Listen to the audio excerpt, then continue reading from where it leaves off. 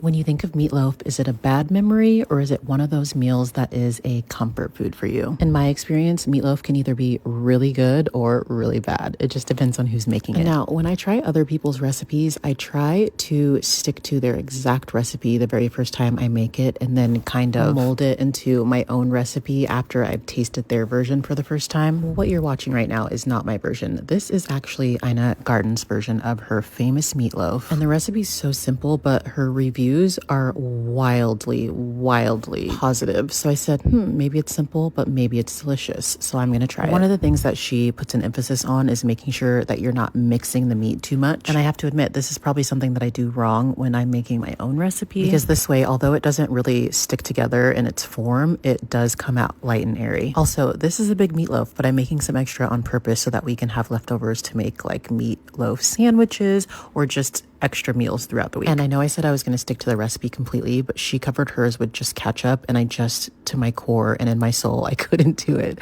So I had to make a different topping. Ketchup, mustard, Worcester, and a little bit of brown sugar makes the topping for this meatloaf. And drum roll for the game changer, she pours a hot water bath in the bottom of her oven to help keep the meat moist. And I'm gonna do this forever because I swear it worked. You guys, meatloaf is just a good idea.